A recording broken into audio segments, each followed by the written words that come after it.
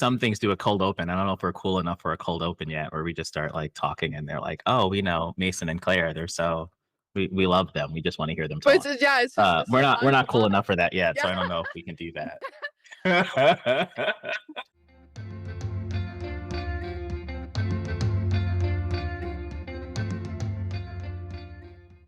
Hello, everyone, and welcome to the Life After Caltech podcast. I'm Claire Ellison. I'm a current undergrad majoring in applied physics, and I'm vice president or VP of Ricketts House. I'll be your host here on Life After Caltech, where each episode I talk with a Caltech alum about how their life looked after tech, especially for people who, at some point, thought they wouldn't make it out. Joining me throughout the season is my co-host, Mason Smith, a Caltech alum and trustee who will pop in to share his perspective along the way. However, for our first episode, we thought I should start by interviewing Mason. Hello. Hello. Before we get to that, we're joined by our producer, Riley Kwong, another Caltech alum, to talk about why we're making this podcast and what we hope it becomes. Yeah, thanks, Claire. So the idea for this podcast came up at last year's alumni weekend. I was there with Mason. We went to a student experience panel, and just seeing the student leaders there brought a lot of memories up for me. And I ended up asking a question as soon as they opened it up, which I'm pretty sure the moderator regretted opening it up for questions as soon as I asked, because I said something along the lines, it's so inspiring seeing you all, but it brings to mind what the student leaders were like in my day. And they were also, very inspiring, engaging, charismatic people. And 15 years ago, my house president died by suicide. And so I'm very aware that you can have a very impressive public face and still be really struggling behind that. So I was asking if there is anything more that we could be doing for current students at Caltech and for their mental health care and mental well-being. I was actually surprised by how many alums came up after to thank me for asking that and for acknowledging that Caltech wasn't all sunshine and roses. I was speaking to Mason about it after the fact. Mason, as a trustee, had some insight into what Caltech does and does not aim to be the best at. Could you talk about that a little bit, Mason? Well, it's interesting on this front specifically. I'd say that probably Caltech aims to be better than it currently is. But I think in general, there are things that are core to our mission that Caltech specifically aims to be excellent at, right? Like the sort of overall goals of like scientific research and education for the benefit of society. That's the overall mission. That's the thing we aim to be excellent at. But given our size, there are limitations on what we can excel at that's outside of that mission. The most obvious example, we do not aim to be have a world-class like collegiate athletics program. We have some of it for the benefit of our students, but the notion that we're going to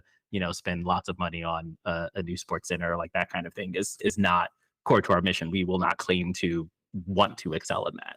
I'd say that on the wellness side, I think we aim to be quite good at it. I think there are areas where, particularly in the past decade or so, we've sort of improved pretty drastically there. But, it's an area that is difficult for a number of reasons. One, and I think this goes to like why this podcast exists, it tends to be difficult to talk about, both like, at an interpersonal level and at a kind of marketing level of, I think like even the notion of calling to like, we're calling attention to, say like we're really good at this implies that, there are problems that need to be solved that people don't want to bring up. It's a difficult thing to fundraise for, right? Like, Caltech in general tends to attract donors who are particularly interested in the research mission, and outside of alumni, like are going to be less interested in kind of student affairs stuff in general. Anything dealing with sort of wellness, particularly mental health, like is just going to be even harder as a sell for like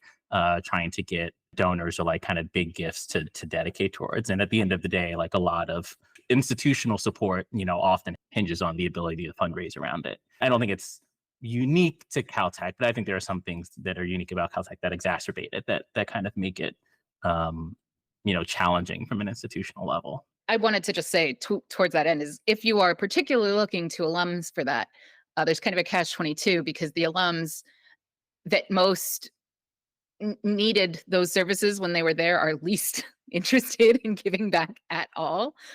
My thoughts with this podcast were to try and engage those alums and remind them that it's not like just donate to Caltech, this great place, and only talk about all of the great things about Caltech. This is not intended to be Caltech promotional material. It seemed very clear to me that many alums had difficult experiences while they were at Caltech. And when you are that student, like I imagine there are students there right now who are struggling with whatever it may be. And it's such a unique place, like the pressures of going through core and having the house system around you, just that it can be hard to feel understood when you go and talk to a therapist about it. Alums have a perspective on this that could be very helpful to current students going through things. I'd like for this podcast to tell those stories, to kind of tell the story of the person who is in their junior year and feels like they just have a shit GPA. Maybe they would have gone to med school, but like, that's not an option anymore. Like, what am I doing with my life anymore? And has no idea what comes next. To talking to those same students 10, 15, 20 years later and hearing, that they made it through, they are incredibly smart people who are accomplishing things in their lives in different ways. How did you get there? Like, what is the step that goes from, I just feel like I'm failing all of my classes to, oh, I can be successful in the world again? Like, what did life after Caltech look like for them? I'll add my own perspective as to why I wanted to start this podcast with Riley and Mason and what inspired me. And it goes back to Riley asking that question during the student panel. I was on the panel. It really resonated with me because Riley asked me this a few weeks after a really, really tough time in my life. And it made me realize that other people are going through these experiences and they have before, previous alumni, and knowing that fact really brought support to me as a student. Because while I know Caltech probably is trying their best to lend mental support, it's just the school is designed to break you down and build you up. And if that's the goal, you're going to need a lot of support. It is a complex issue, right? So there needs to be complex solutions that go along with it. And while my mental health experiences at Caltech haven't been the best, I don't feel like it's specifically because they're failing in some extreme way. I feel like there's just different pieces to interact with other than just, oh, go to a counselor, oh, get some meds. It can be, oh, here's an alumni that has experienced the same thing that you're doing and you're going to make it through. And that's something that this podcast can provide. It can just be providing this unique support system to people who are going through similar things, right? Without further ado, let's start our first interview. Mason, please introduce yourself to the crowd. Thanks, Claire. So yeah, my name is Mason Smith. I graduated from Caltech in 2009. My options were math and computer science. Now I've been a software engineer mostly since leaving Caltech. I guess there's a brief detour into grad school, which we could maybe talk about. But yeah, so I've been a software engineer for the past 14 years. I work at TGS Management Company. It's like a quantitative finance firm. Now I manage about a dozen software engineers. So that's what I do in my day job. I'm also just finishing up my last year on the board at Caltech. So I've been a trustee on Caltech's board since 2021 or start of 2021. I think that's one of the ways I've been most involved with Caltech since graduating. But I also like to do other kinds of things like, I guess like this podcast, for instance, but also last year I did judging for the surf competition. Caltech has recently been kind of ramping up its career mentoring program. So I participated in that this year for winter term. So yeah, I've been doing those kinds of things. As when I was at Tech, I was in Page House. I was vice president of my freshman going into sophomore year, and then president junior going into senior year. Did some stuff besides just studying while I was at Caltech, and try to stay involved now. Well, the thing that I was the most interested in, just hearing about your story, is why you chose to like pivot out of your grad school program. I feel like, I don't know, Caltech is really like this grad school feeder program. And just what made you like, was Caltech what led you into grad school and then you just decided to turn away from that? Or was it like an experience there or what happened? It was kind of mixed. When I was applying to undergrad, like being able to do research as an undergrad was a big motivator for me. Like in where I was applying, that's part of the reason I applied to Caltech in the first place, and it was like my first choice when I was applying to school. So I wasn't. It's not like I definitely knew exactly what I wanted to do necessarily, but I just wanted to be able to get that undergraduate research experience. So I had that coming in. I definitely did. So I did a surf. Well, I did like 3 research projects while I was at Caltech, like one before freshman year, one freshman year. I did a software internship sophomore year, and then another surf junior year. So I got a good mix of research and industry stuff. But by the time I had finished up junior year, I was pretty sure I wanted to go to grad school. Like I liked both the research projects that I did, or like the research aspect, and I always like kind of teaching, sort of tutoring, that kind of thing. And I figured that was like a part of academia too. So I figured it was like a good fit. But I guess the question is, why didn't I actually stick with it? Uh, I think like the thing I normally tell people, which is actually true, is like I wasn't that good of a grad student. Like I really enjoyed my Caltech experience. I like kind of obviously all the social aspects and the classes and sort of learning a lot. For whatever reason, I just didn't. I think a year into it, I just found that I really did not enjoy being a grad student. I started in like the lab I was in, probably in the second term of grad school. And I really enjoyed like the project that I was working on, but I realized that like in grad school, you really have to focus on some very narrow field pretty quickly and, like spend, many years developing in that area, to figure out research. And I realized that like, that's just not what I was interested in. Like, no matter what, I like a lot of things about computer science. That's what I was aiming for, a PhD in computer science. I liked a lot of things like about computer science broadly, but I didn't think there was going to be anything that I was so interested deeply that I wanted to spend years of my life focused solely on that thing. So that's like the main way I decided that grad school wasn't going to be for me. Interesting. I guess that's one of my biggest concerns about going to grad school as well. And then I guess like in your current career, do you not have to like, focus on this niche thing? Or like how is the current career that you've chosen not focusing on that? Like having those cons? So I've been at the same place since I left grad school. So like I said, it's about 14 years, which is sort of uncommon. But I've been happy with it because I get to sort of work on a lot of different things. So it's all in that kind of domain of finance, but there are just like so many different types of projects that you work on. Even though you were within the same company, like we're a pretty small company, so like in general, you sort of have to wear a bunch of different hats. So I worked on like more systems related stuff, but also like kind of tool building work. Sometimes you have to like build a visualization for someone, but sometimes you have to sometimes you have to like dig deep into some code base and figure out some optimizations, things like that. So it's like it's a big mix of the types of projects you work on, and there's just a lot of, at least in my company, like a lot of different things to do. So I felt like there's a lot of kind of variety that I wasn't I didn't think I was going to get in academia. Absolutely. Yeah. That makes a lot of sense. And I guess I don't know that much about quant. Like as everyone at Caltech, especially computer science people want to go into. What I have heard about it is that it's intense. It's a lot of work and a lot of late nights and that people commonly burn out of it. And I'm just wondering, how had the Caltech prepare you to go into a field that is also like Caltech, quite rigorous and demanding?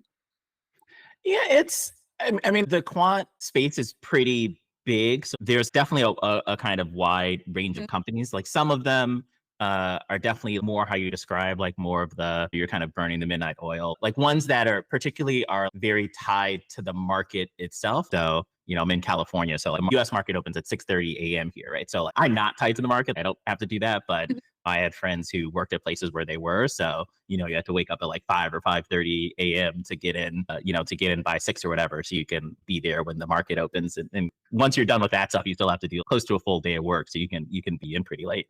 So there are some places that are like that, but there are other places that have somewhat of a more academic environment. It's not like you're not so tied to the day of the market. I mean, it's definitely some amount of pressure. Like there's I guess like kind of big dollar amounts kind of thrown around at the end of the day, but it's a little bit more of a collaborative, not quite academic, but closer to that environment. It probably I'd say it looks a lot more like big tech places than finance places. So there's a decent amount of companies that sort of operate like that. It's definitely a pretty competitive space to get into for sure. It's ultimately pretty small, right? Like if you added up probably all of the quant jobs total that are out there, it's less than, at least by a factor of 2, smaller than just what's at Google, say, in terms of tech jobs, right? It's just not that big of a space. So it feels kind of competitive just because of that. Compared to the Caltech experience, though, how do you feel like the rigor of it all? Like, I'm curious about that. I mean, it's different in like a lot of the ways that just industry is different, right? Like undergrad, like Caltech especially, is sort of, I guess, particularly if you don't go into academia, it's sort of the last place where most of your time is focused on learning for its own sake at the end of the day. It feels like you're kind of producing something in the sense that you're working on these problem sets every week, or you have projects and they're due. So it feels like that's kind of what you're doing, but that's not really what you're doing, right? The thing you're doing is actually learning, right? Like, or that's what you're there for. And it's the last place in your life, again, like maybe unless you go to grad school, and even then it's kind of questionable, where that's the goal. Whereas in industry, and I think it's true mostly anywhere, like the goal isn't like, you will certainly learn a lot for the purposes of like getting better at your job, but that's not really the goal, right? The goal is to produce whatever your boss asks you, basically, right? There's a little more than that, but to first order, that's really it, right? So, it's kind of difficult to compare, like if you're thinking of stuff like rigor only matters if you need it, right? And it rarely matters in the sense that like your work output is almost certainly not going to be like a proof of something. It's not going to look like a problem set in this, like, we need the definitive answer to this question and you have to think really hard and like just answer the question, right? It's not about that. It's about, producing work that's actually going to be sort of useful for whatever you need it for, right? So I guess in the quant space in particular, I wouldn't say that like no one cares as long as as long as it makes money. Like that's not quite true, but you're not necessarily going to be asked for like proof of whatever. It's just you have to kind of experiment, iterate, figure out what works, figure out how to implement it, that kind of thing. So I don't know, maybe I didn't quite get at it, but it's sort of hard to compare the mindset for what you're actually doing every day and what you're trying to get out of it. Absolutely. And I feel like that being a fact is like refreshing, a new possibility of what life could be. I guess when I talk to alumni or like talk to like the big picture of Caltech is that it's really hard right now, but it'll set you up for like, being able to handle a lot of other experiences later on in life with more of a passion and more of like robustness against it. And I was just wondering if that translated to the field that you're currently in. Definitely. I think that, one thing, even among, like I have a lot of, pretty smart colleagues, like it's not a matter of that. I think the thing I've noticed that like I feel like I got out of Caltech is that I feel like I am less intimidated by sort of not knowing something at the outset, or like I'm less inclined to shy away from a project or something just because I'm not sure how I'm going to do it at the start. Like I'm very used to kind of looking at something and saying, I have no idea how to do this, but I know it's like, I have no idea how to do this right now, right? Like I know if I study it and put in the work, like I'm eventually going to get it. And that's something that like not everybody has, or like not everybody sort of learns to embrace. And I feel like that's something I was forced to embrace pretty early on at Caltech. It is not that long before you have something in front of you, you stare at it, and you're like, I have no idea how this is going to get done. For this week, it was the day before the set was due. It was Tuesday. And I'm looking at my set. I haven't started it. It's been a long weekend. We had to Ask It Formal. We had to go to Madame Tussauds, the Wax Museum in Hollywood. So I was completely focused on that. And I look at the set and something's called Imaginary Time. I'm like, I don't know what this means. I'm just gonna. It's like the humblingness every week of just having no idea what to do. But I don't know. And that's something I've learned from Caltech a lot already, just being a sophomore. Every week, time and time again, even if I have no idea what any of it means at the beginning, I learn. And like I feel like that's a really powerful thing to have, is just not shying away from experiences just because it looks so complicated. But Yeah, yeah, no, I mean, yeah, it's like there's definitely like I think a sort of earned feeling of accomplishment that you get at the end of it too, right? After having like, going from like I have no idea how this is gonna get done to wow, I actually have a bunch on the paper, right? Like that's something I definitely experience a lot at Caltech. so another question that I have is, yeah, while at Caltech, you've had these experiences, right? So, like, so did you suffer from imposter syndrome, or what they would call it, or just any feeling of underperforming here? And if so, is there like any like specific like example that you have while being here? Yeah, a few. So actually, I got a scholarship to come to Caltech and like do a surf before freshman year. It's not one they offer anymore because I think they probably rightly like kind of moved more towards like kind of more need based funding, I guess. So yeah, we did like I think it was like 12 or 13 of us like came during the summer before freshman year to do a surf. And kind of meeting all of those other students initially, like I think so many of them had like a lot more kind of research experience than I did, even just like coming out of high school, or, there are a bunch of like physics Olympiads, like, or like math Olympiad, like that kind of stuff. But, I had nothing like that in high school necessarily. Like looking at that kind of list of stuff they did, I didn't feel like what I did was anything close to that. So definitely starting, I was like, I didn't feel like I was in the same league as them. I felt like if that's what it took to like be able to do research, and like, am I really ready for it, or is that something I really could do? So yeah, I definitely hit it pretty early on. I'm pretty thankful for it though. Like I think that's like a lesson that I feel like the earlier on you learn, the better, which is that if you think of yourself solely in terms of like other people and like, kind of comparing your accomplishments to what sort of other people have done or how smart you are compared to other people, like there's always going to be someone smarter. And in, Caltech, there you are surrounded by people where at the very least just like you, right? Like they've been, they've been kind of extremely accomplished in high school. They're kind of driven in the same way you are. So like I think a lot of students, myself included, kind of have this, like whether they realized it or not, you're used to sort of walking into a room like, in high school or class and like feeling like you're not, I don't think that I would have said like, oh, I'm definitely the smartest one, but like I think people kind of tell you that. I think it's kind of it's I think it's easy to like kind of accidentally develop that sort of feeling about yourself, and kind of tie that to sort of how you view yourself, right? Like not just sort of succeeding academically, but like, being top of your class or whatever.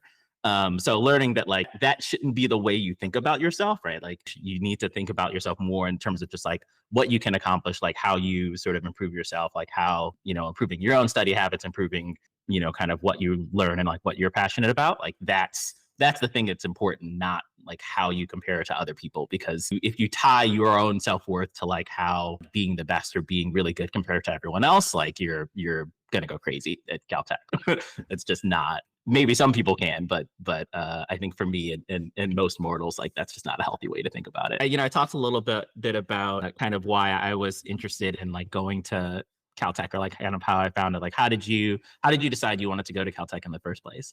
How did I decide?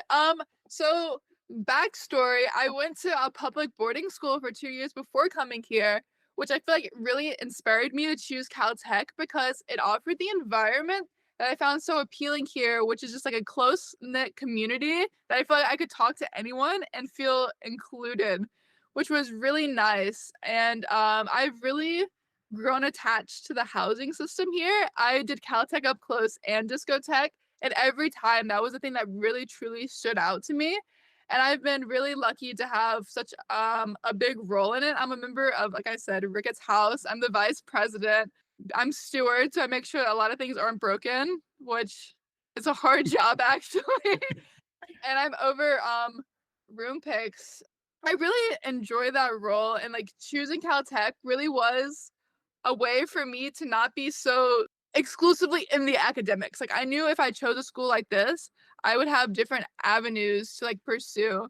And I also really liked it because of like the alumni network that I feel like is possible being here and just being set up for success afterwards. I knew like I remember when I was a senior, I was like, this is gonna be like the Marines, but academically. Like this is gonna beat me down and tear me up. But after it, I'm gonna be a much stronger person. And just I as a person and as a student, I'm quite lazy. And I knew that going to a school that forced me to be rigorous and go out of my shell would I knew I could do it. And so through choosing this, it was just like, and now you have to. Like you don't have to take any initiative because it's basically it's there already. Where'd you grow up? I'm from Mississippi, so I went to the Mississippi School for Math and Science, and it was kind of hard going to a public boarding school because it was 3 hours away from home. But if I wanted to like pursue academia like rigorously, I had to leave because at my home school, they just got rid of geometry. There's no physics. They There's got no rid of calculus. Yes, they did. And I felt like I was stuck in a system that like was kind of anti-learning. And that was a really hard choice that I had to make. And I am very thankful to be able to come to a place that's like very much not the case. I asked because like I went to I think the Indiana equivalent, like Indiana Academy for science. Well, it was science, math, and humanities. So I don't know what's left, but it's the exact same thing, like a smaller kind of 2-year, like junior and senior year boarding school. So I didn't realize that we had that in common, but it's the same. Basically went to the same thing. I think I still had geometry at my old high school. I don't think we were that bad, but I definitely had the same like kind of choice. Like I was definitely running out of science and math classes to take at my old high school. And the only way I was going to get that was going to this other school. And it was also like exactly 3 hours away, actually. So we had to, take the bus there every, like whatever, 3 times a term between holidays or whatever. That's interesting. I think like we might have seen Caltech in the same way, I guess, to some extent as we were applying. It's pretty cool. I guess another question, like what are some tools that you use at Caltech or you feel that are available now that Caltech offers that students should take more advantage of? So I was at Caltech like recently talking to the admitted students like for discotech. So I gave a presentation like to the students and their parents. And one thing I said like a few times, I was kind of surprised by, it actually makes sense, which I think like might have been surprising to students or parents, is like, you can just drop a class. Like that's a thing. I mean, it's not like it doesn't sound like a particularly advanced tool or anything, but if you're overwhelmed, then you can, you have some ability to change that, right? Like, the class will like probably be available next year. Like it's okay to not, I think there's this impulse to like want to, fully take advantage of Caltech and like take, kind of load up on sort of every single class that you see that's interesting. But, one of the tools you sort of build, I think in undergrad or at Caltech in particular, is like kind of understanding what you can actually handle, like knowing like, what course load you can handle with all your other activities, what's going to overwhelm you. And if you're overwhelmed, you can, it's okay to like lighten your own load a little bit. So it's maybe kind of a silly answer, but I think, just like not being afraid to drop a class or like understanding that it's okay to like take something next term, next year or whatever, that's like that's a tool that like is like clearly available to you, but you have to sort of learn to actually accept it. I mean, more generally though, like at Caltech, there are definitely, kind of student wellness services. I mean, I guess like, the community is there to help you. There's like student wellness service. You have like your RAs and other people in your house. There's other kind of like programs like, Caltech Center for Inclusion and Diversity, like other kind of student service, like programs like that, like provide supports and outlets and other kinds of programming that I think, certainly were helpful. It wasn't called CCID like when I was there, but I definitely found a lot of their, kind of programming in that space helpful.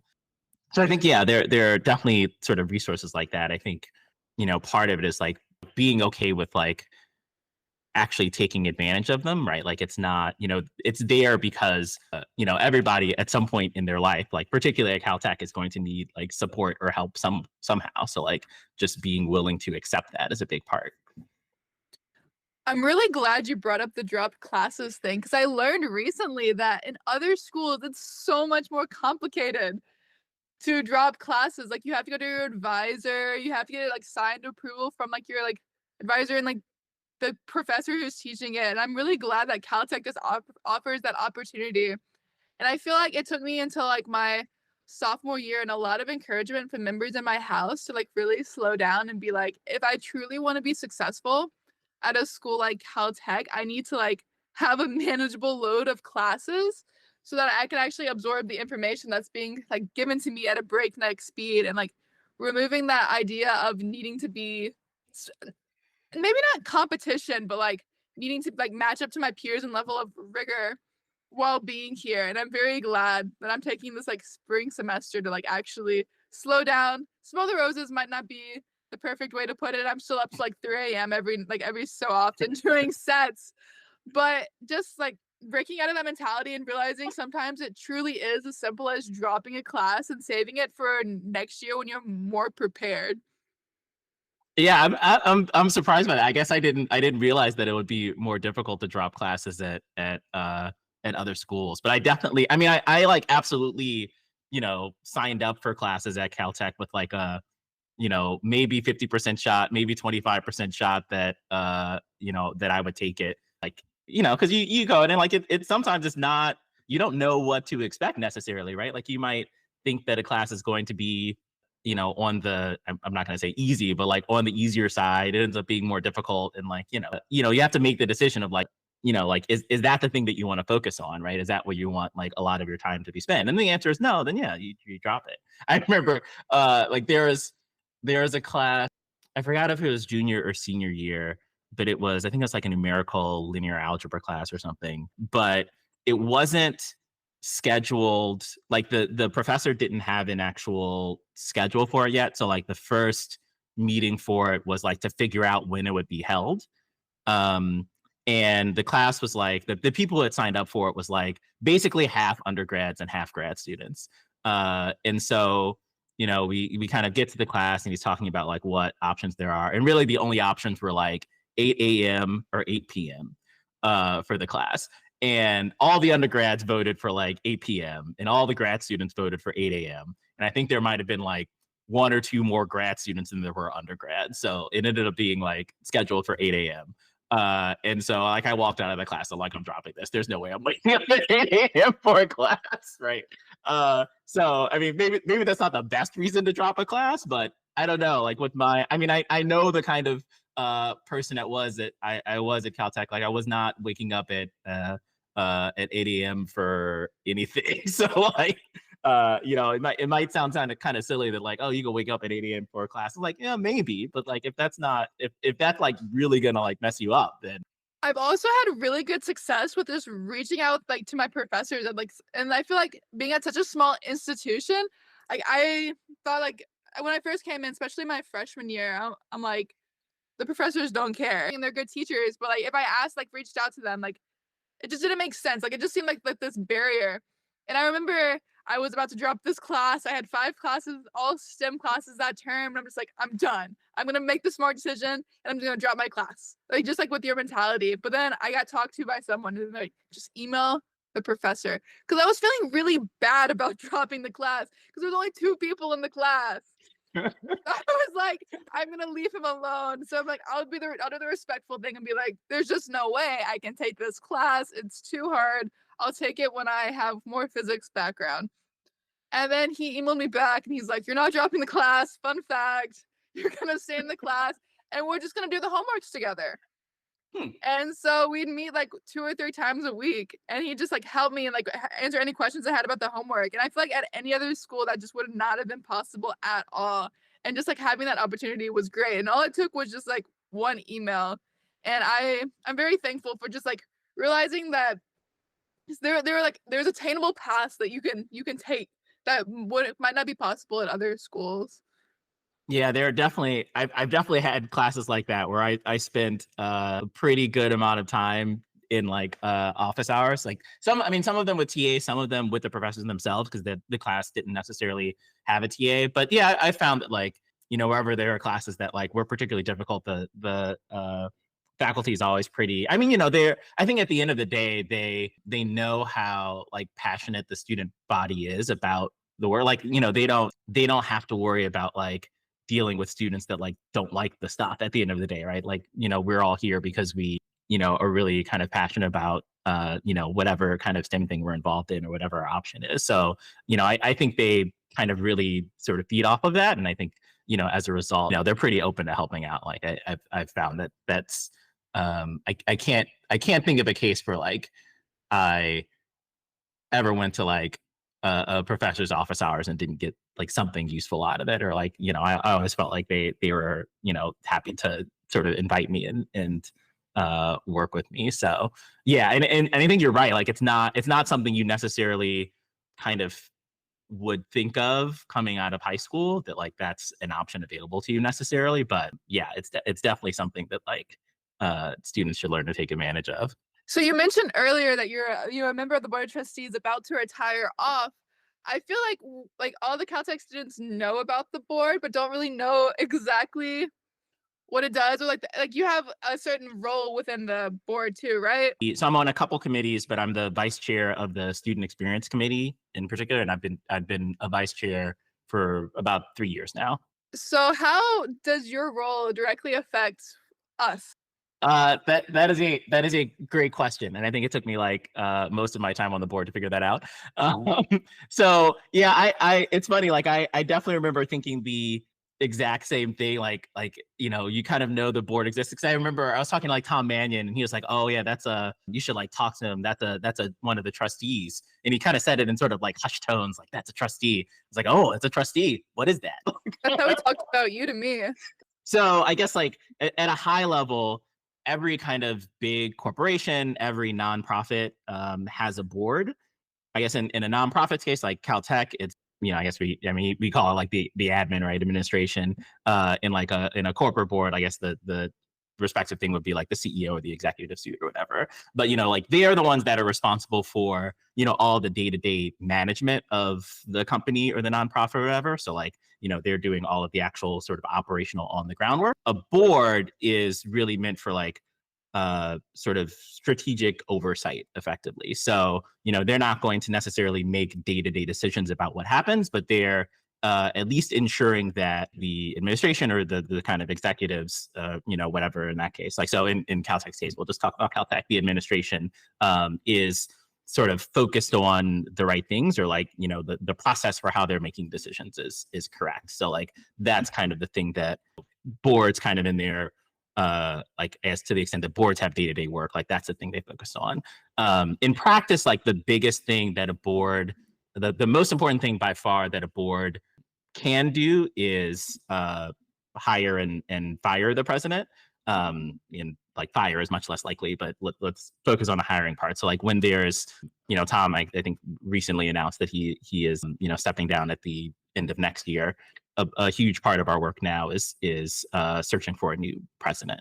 So like that's like definitely the most important thing when that comes up.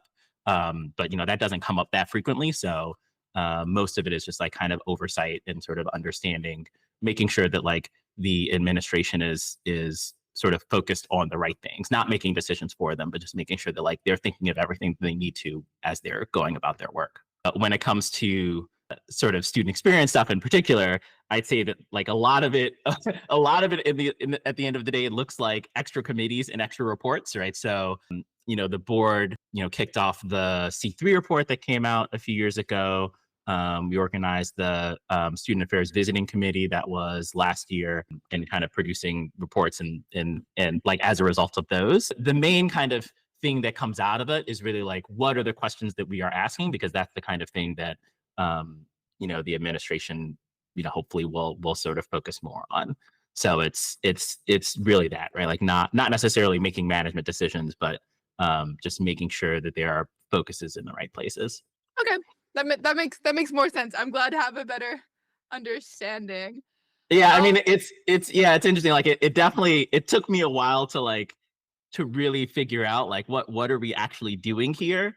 Um, so yeah, it's definitely. I mean, it was definitely a pretty it's been a quite a novel experience. But I guess when I kind of reflect on my time and kind of sort of look at it now, like that's kind of how that's kind of how I view it and how I would like kind of think about it going forward. so we're doing this podcast together. What brought you to want to do this? I've always, for whatever reason, I've always been I don't know, excited to give back to Caltech in whatever way I can, right? I feel like a lot of success I had and like, how my career has played out, a lot of it I think I trace pretty strongly back to Caltech, like whether that's through, the sort of classes and preparation that I had, or just like the sort of alumni connections, right? The recruiter I had was like I got from a fellow Caltech alum, like the person that hired me, or like one of the big reasons I'm pretty sure I got hired at TGS was like a Caltech alum from the 70s who I remember interviewing with and was definitely, we definitely shared that Caltech bond. He was from Fleming, but I forgive him for that. And so I don't know, it's just been such this like positive part of my life that like I always feel compelled to like kind of give back where I can. And in particular, like I think like lots of people focus on Caltech for the research, right? Like, especially when talking to people on the board, right? Like a lot of people on the board aren't Caltech alums, but the reason that they are so inspired by Caltech and kind of want to give to Caltech and want to serve on the board is because of the kind of groundbreaking research stuff we do. And that's all well and good, but like my positive impressions of Caltech, like what it has sort of given to me has all been from the perspective of being a student. And so, I guess I've always just been more focused on like what can I do to help, future students in the way that like I felt like Caltech helped me. So I do a bunch of things. I'm hoping this is helpful for students somehow, somewhere. So I guess on the topic of the podcast, it would be good to like at least our initial goals of it. The goals are going to be me and Mason are the co-hosts, and every podcast we plan to interview an alumni and talk about their life after Caltech and their experiences at Caltech and how it shaped their future career and little other bits and pieces along the way. There's like multiple ways that I think at Caltech it's really easy to sort of get kind of inundated by the work you're doing, and it's like kind of hard to see, like to kind of poke your head up and see what happens after. Like you feel like you're kind of working for hard for something, but like sometimes it's good to kind of look outside and see like what that thing is. Like what am I really preparing for? Like what what's kind of the light at the end of the tunnel. So I think we're hoping that this podcast serves as an avenue for that. Yeah, one of my goals during my sophomore year, I've struggled a lot. Like I've faced Caltech head first.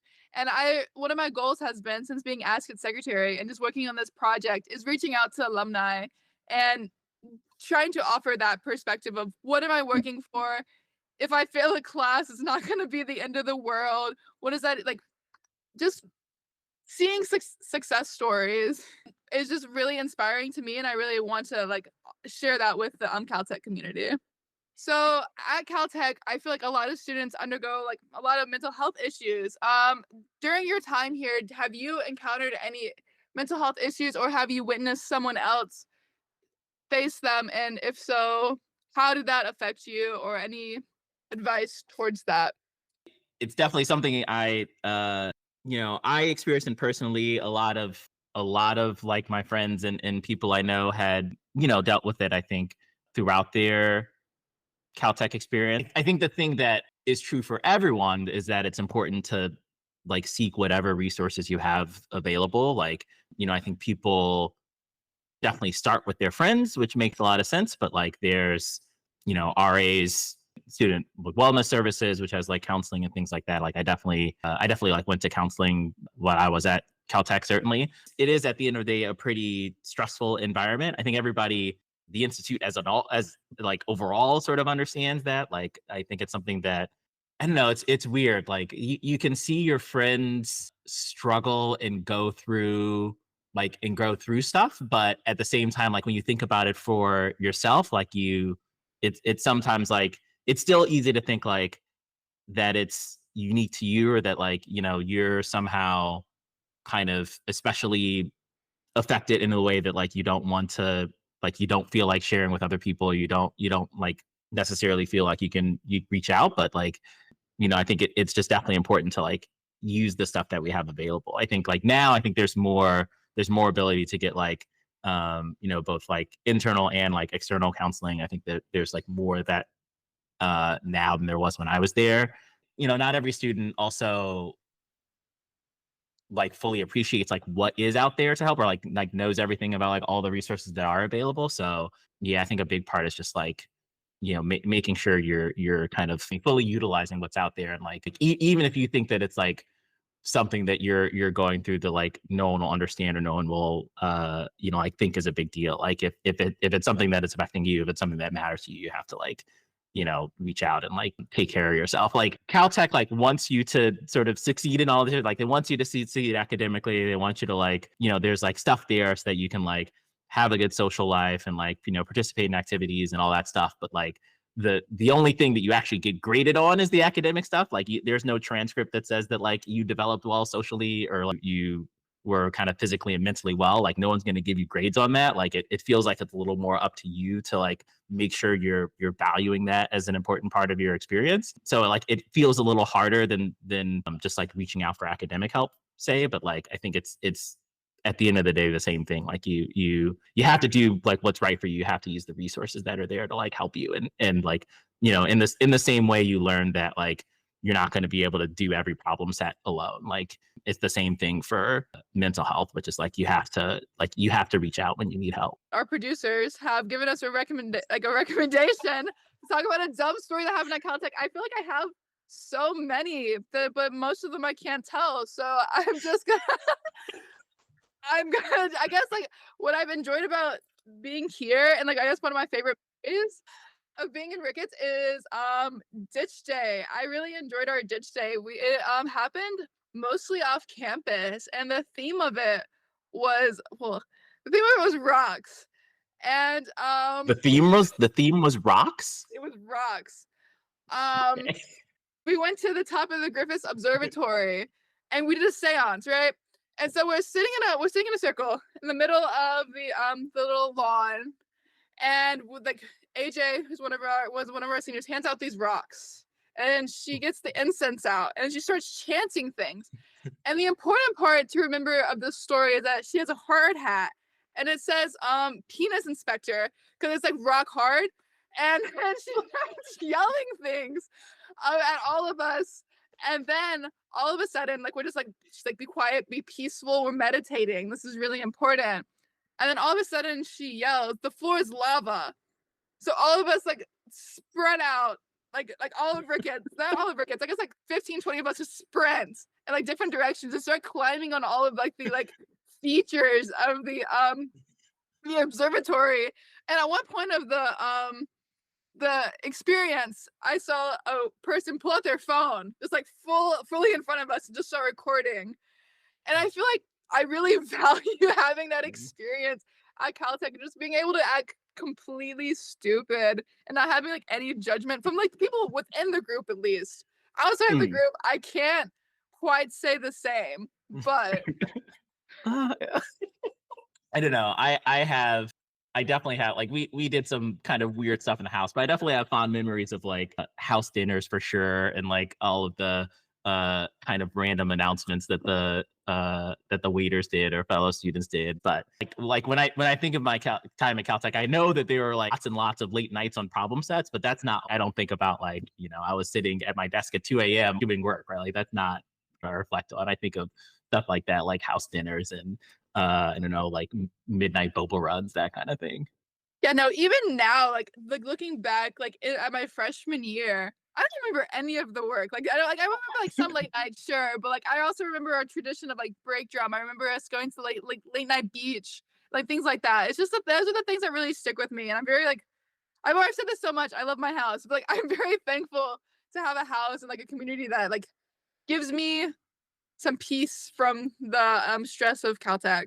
Yeah, I think because I remember you said too, like Caltech is this opportunity, like both to like get the kind of academic rigor that you want, but also like this opportunity to do other stuff, right? Like to be able to like focus on like kind of define yourself through like other activities and not just through academic stuff. And I think yeah, definitely Paige was a big part of that for me too. Like I didn't do student council or like that kind of stuff when I was in high school, but the community that like I think we built in the house, like I like wanted to be, it inspired me to be like more of a part of that, which is why I like, ran for that kind of stuff. And I definitely, wouldn't have, I didn't do that kind of thing in high school. And I think if I went to a larger school, I don't think I would have been like kind of drawn to a community in that same sort of way. And with that, we are concluding our first episode in the Life After Caltech podcast. No. The whole purpose is to give insight for alumni into how they navigated Caltech and how they might have thought they weren't going to make it through. And in the end, they've still become successful engineers, quants, or who knows, maybe podcast writers. And just hearing their stories and providing inspiration to current Caltech students or whoever tunes in. So thank you, everyone. Thanks. It's been great.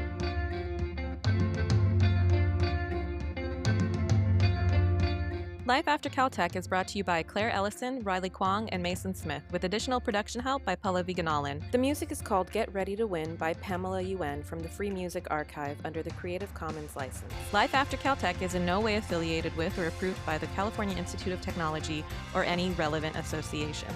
Thanks for listening.